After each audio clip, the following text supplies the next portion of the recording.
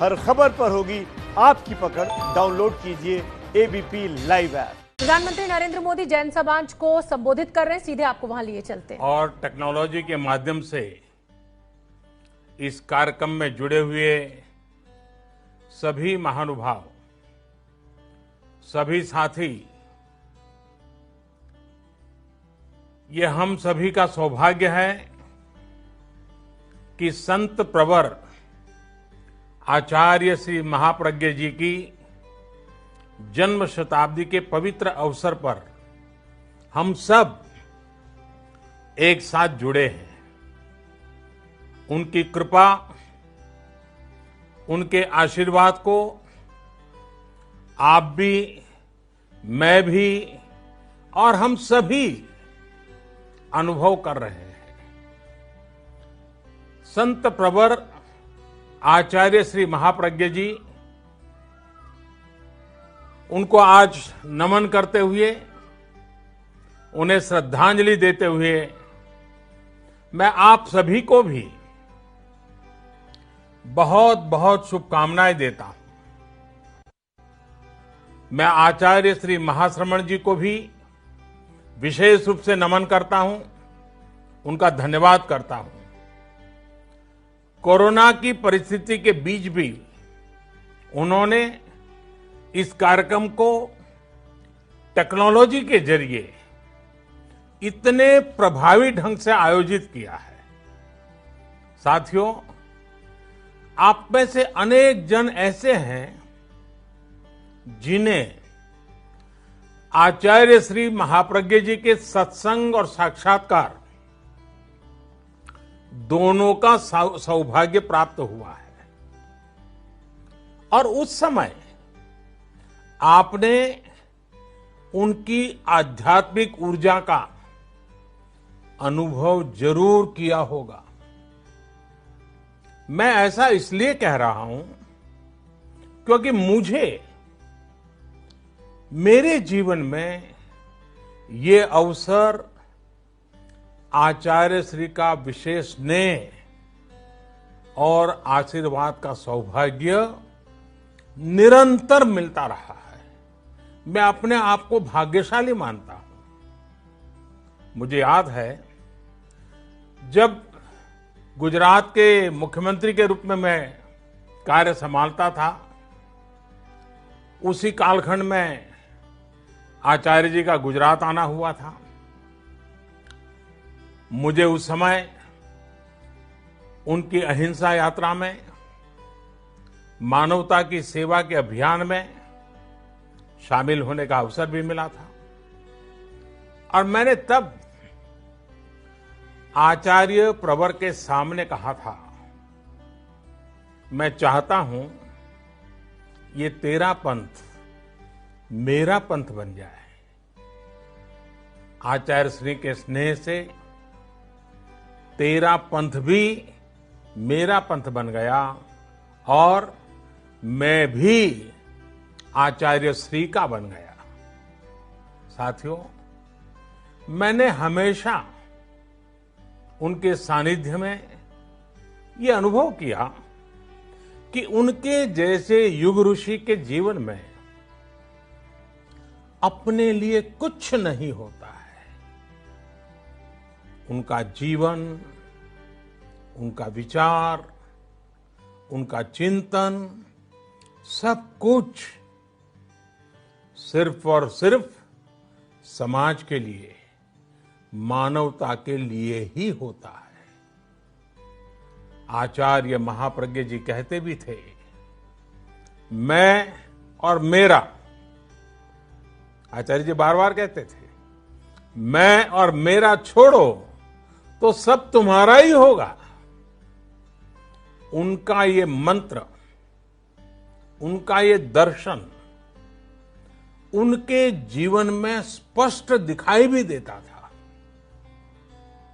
हम सब ने देखा है, उनके जीवन में उनका अपना कुछ नहीं था, लेकिन हर कोई उनका अपना था। उनके जीवन में परिग्रह किसी भी वस्तु का नहीं था, लेकिन प्रेम हर व्यक्ति के लिए था, जीव मात्र के लिए था। साथियों, दुनिया में जीवन जीने का दर्शन तो आसानी से मिल जाता है। आज तो गूगल गुरु को पूछोगे तो भी मिल जाएगा, लेकिन इस तरह का जीवन जीने वाला आसानी से नहीं मिलता। जीवन को इस स्थिति तक ले जाने के लिए तपना पड़ता है, अपने आप को तपाना पड़ता है, समाज और समाज की सेवा के लिए खपना पड़ता है, तिल तिल जलना पड़ता है। और ये कोई साधारण बात नहीं है। पर असाधारण व्यक्तित्व ही असाधारण को चरितार्थ करता है। तभी तो राष्ट्र कवि रामधारी सिंह दिनकर जी कहा करते थे कि आचार्य महाप्रज्ञ जी आधुनिक युग के विवेकानंद है। इसी तरह दिगंबर परंपरा के महान संत आचार्य विद्यानंद जी महाप्रज्ञ जी की तुलना जब करते थे तो कहते थे कि डॉक्टर सर्वपल्ली राधाकृष्णन जी उनकी याद दिलाते हैं, उनकी बराबरी से सोचते थे। आचार्य महाप्रज्ञ जी ने जो साहित्य रचना की, जो ज्ञान परोसा, वो अद्भुत थी। हमारे श्रद्धेय अटल बिहारी वाजपेयी जी, जो खुद भी साहित्य और ज्ञान के इतने बड़े पारखी थे, वो अक्सर कहते थे कि मैं आचार्य महाप्रज्ञ जी के साहित्य का, उनके साहित्य की गहराई का, उनके ज्ञान और शब्दों का बहुत बड़ा प्रेमी हूं। ये वाजपेयी जी कहते थे। वाणी की सौम्यता, मंत्र मुग्ध करने वाली आवाज, शब्दों के चयन का संतुलन, ये त्रिवेणी ईश्वरीय वरदान के बिना संभव नहीं होती है, और ये वरदान उन्हें प्राप्त था। साथियों, आप भी आचार्य श्री के साहित्य को पढ़ेंगे, उनकी बातों को याद करेंगे, तो आपको भी अनुभव होगा कितने ही महापुरुषों की छवि उनके भीतर थी, उनका ज्ञान कितना व्यापक था। उन्होंने जितनी गहराई से अध्यात्म पर लिखा है, उतना ही व्यापक विजन उन्होंने फिलॉसफी, पॉलिटिक्स, साइकोलॉजी और इकोनॉमिक्स जैसे अनेक विषयों पर भी दिया है। इन सब्जेक्ट्स पर महाप्रज्ञ जी ने संस्कृत, हिंदी, गुजराती, इंग्लिश में 300 से ज्यादा किताबें लिखी हैं। और आपको उनकी वो पुस्तक तो याद होगी, और नहीं है तो याद कर लेना चाहिए। और मैं तो रेकमेंड करता हूं उसे बार बार पढ़ना चाहिए। The family and the nation. ये किताब महाप्रज्ञ जी ने डॉक्टर एपीजे अब्दुल कलाम जी के साथ मिलकर लिखी थी।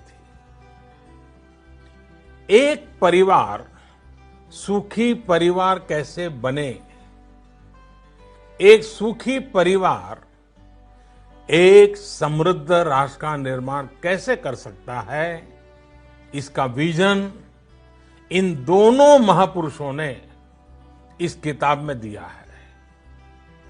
मुझे वो दिन भी याद है जब मुख्यमंत्री कार्यकाल में अब्दुल कलाम जी जब गुजरात आए थे, तब मैं भी उनके साथ आचार्य प्रवर के दर्शन के लिए गया था और मुझे एक साथ दोनों महापुरुषों के सानिध्य का सौभाग्य मिला था। दोनों की एक साथ उपस्थिति में मैंने प्रत्यक्ष अनुभव किया कि हमारे यहां एक ऋषि किस तरह वैज्ञानिक दृष्टि रखता है और एक वैज्ञानिक किस तरह से ऋषि प्रेमी हो सकता है। महाप्रज्ञ जी के बारे में डॉक्टर कलाम कहते थे, उनके जीवन का एक ही उद्देश्य है, वॉक, एक्वायर एंड गिव, यानी कि सतत यात्रा करो, भ्रमण करो, परिव्राजक, ज्ञान अर्जित करो और जो कुछ भी जीवन में है वो समाज को दे दो।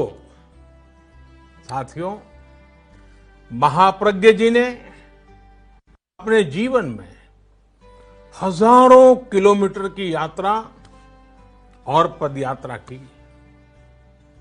अपने अंतिम समय में भी वो अहिंसा यात्रा पर ही थे। वो कहते थे, आत्मा मेरा ईश्वर है, आत्मा मेरा ईश्वर है, त्याग मेरी प्रार्थना है, मैत्री मेरी भक्ति है, संयम मेरी शक्ति है।